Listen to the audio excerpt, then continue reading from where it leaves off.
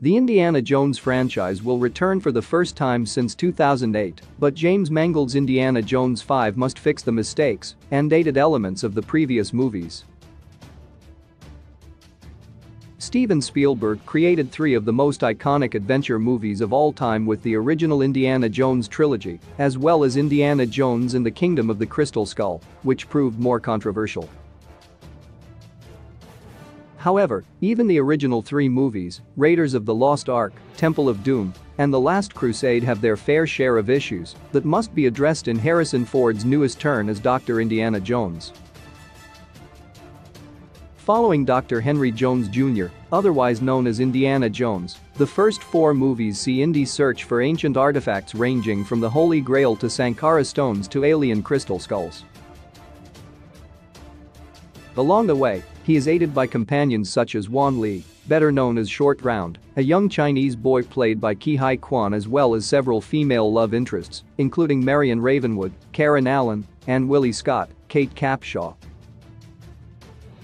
In Temple of Doom, Dr. Jones also goes up against Mola Ram, Amrish Puri, a character who has been noted to perpetuate harmful stereotypes about Indian culture and religion. The more dated elements of the Indiana Jones series must be addressed, as the franchise must not perpetuate harmful stereotypes about non-white races.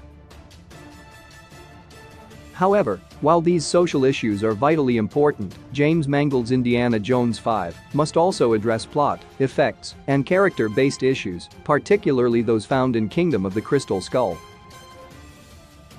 The script for the fourth Indy movie has been criticized for scenes that push the limit of believability, such as Indy's son Mutt Williams, Shia LaBeouf, swinging through the trees alongside monkeys like Tarzan during a chase scene. Scenes like this, along with Crystal Skull's infamous nuked fridge scene, wherein Indy escapes a nuclear blast by hiding in a lead-lined fridge, must be ignored in favor of more grounded action scenes that are exciting without veering into pure comedy. Wan Li, Short Round, can be redeemed, and Mutt Williams replaced in Indy 5. Indiana Jones 5 still has very little plot details, and there is still time for characters like Short Round and Marion Ravenwood to return.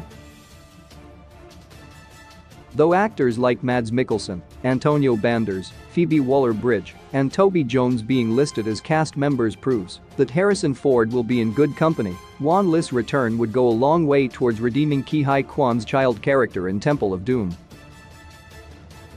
Short Round is often considered a racist stereotype of a Chinese person, as he speaks in broken English and exists mostly to spout jokes about Indy's love life. However, the film does demonstrate Indy and Wan Li's tender father-son relationship, particularly after Shorty saves Indy from the voodoo doll attack. With Ke Huy Quan returning to acting with his lead role in Everything, Everywhere, All at Once, it is not impossible for Shorty to return in this movie and be represented properly this time. Kingdom of the Crystal Skull saw Indiana Jones marry Marion Ravenwood in its closing moments, though Karen Allen is not confirmed to return for the fifth movie. However, like Short Round, it would be reasonably easy for Mangold to bring back Marion, one of the series' most beloved characters, for Indy's next adventure, even if it's just a cameo. Yet, the film will likely not see the return of Shia LaBeouf's Mutt Williams, Indy's son, following the string of controversies surrounding the actor. Mutt's absence should be reasonably easy to explain, as he was always a fiercely independent character. His absence would also make room for a young sidekick character that could be perfectly filled by Wan Li, who may have a complicated relationship with Indiana Jones as he never joined him on another adventure after Temple of Doom.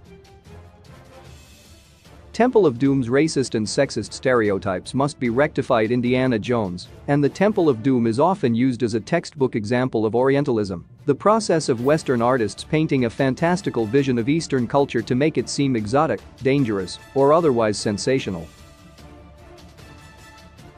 Temple of Doom's one-note interpretation of its Indian antagonists, particularly Mola Ram, stand in contrast to the more fleshed-out white characters. This also comes in addition to exoticizing the culture's food, having Willie Nelson be disgusted by eating monkey brains, for example. Mangold's Indiana Jones 5 must avoid relying on outdated stereotypes and instead offer authentic presentations of the many cultures Indy inevitably interacts with.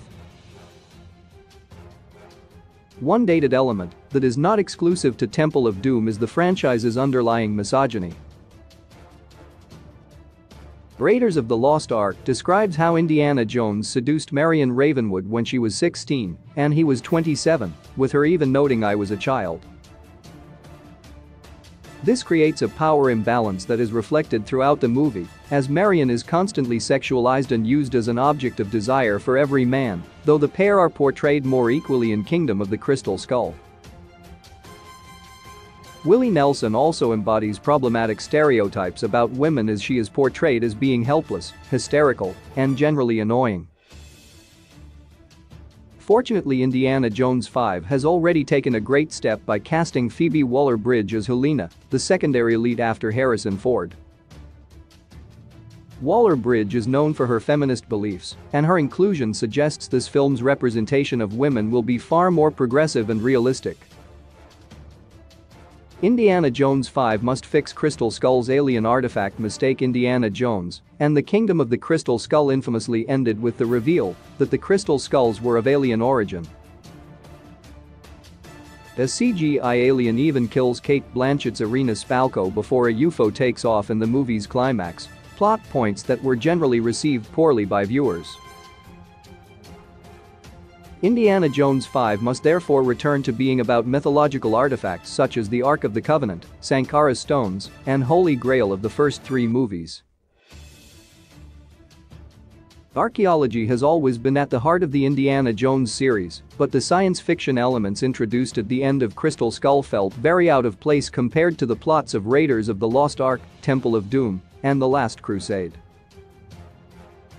However, the most important mistake made by both Crystal Skull and Temple of Doom is that Indy has no personal stake in the Sankara stones or Crystal Skulls.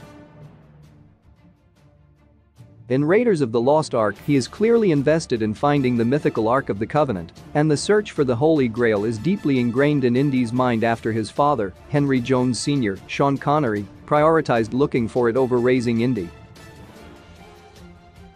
As such, Indiana Jones 5 needs to make its mythological MacGuffin personal to Indy so that it becomes easier for the audience to invest in his adventure.